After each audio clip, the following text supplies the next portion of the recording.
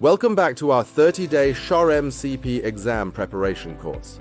This is day 12 of week 2, and today we're diving deep into employment law with a scenario every HR professional will face. Let's join our HR hero, Babu, as she navigates a critical compliance challenge, managing accommodations under the Americans with Disabilities Act, or ADA. Imagine this.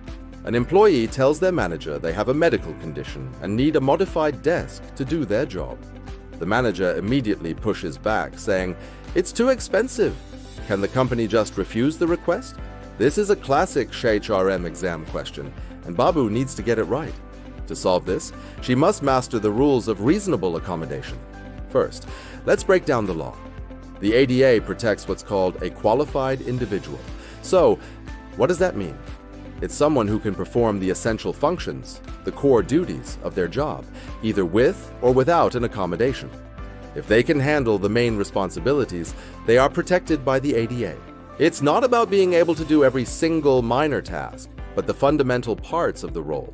Once we confirm the employee is a qualified individual, the company has a legal duty to provide a reasonable accommodation. This is any change or adjustment to the work environment that allows the employee to perform their job effectively. It's a broad definition. It could be something simple like a modified work schedule, specialized software, or new equipment like that modified desk. It could also mean physical changes to the workspace, like installing a ramp or adjusting a workstation's height. The goal is to remove barriers, not to give someone an unfair advantage. So can a company ever say no? Yes, but only in a very specific situation. The only legal reason to refuse an accommodation is if it causes an undue hardship for the employer. This isn't just about inconvenience or a minor cost. Undue hardship means the request would create a significant difficulty or expense for the business. Let's be practical. A $500 modified desk for a mid-sized company is almost certainly not an undue hardship. However, a request for a $1 million structural renovation to an office building might be.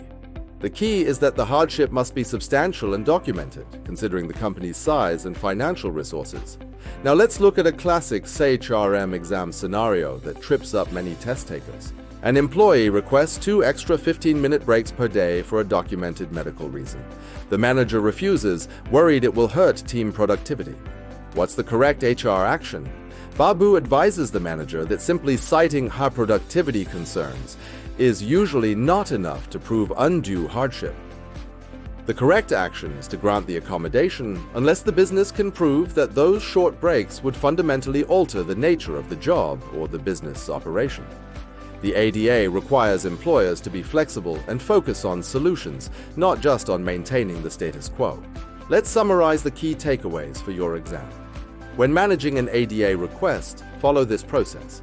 First, confirm the employee is a qualified individual. Can they do the essential functions of the job? Second, engage in the interactive process. This is a crucial step where you have a good faith conversation with the employee to explore potential accommodations and find a solution that works. Don't just say yes or no, collaborate.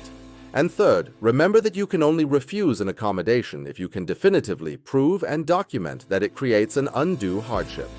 Babu has successfully guided her manager and ensured the company is compliant. Great job! Tomorrow we'll continue our journey through employment law in week 2, sequence 13, where we'll tackle the critical rules for harassment prevention and Title VII. You won't want to miss it. Thanks for joining today's session. If you found this helpful, please hit that like button, subscribe to the channel, and turn on notifications so you don't miss a single day of our 30-day prep course. See you tomorrow.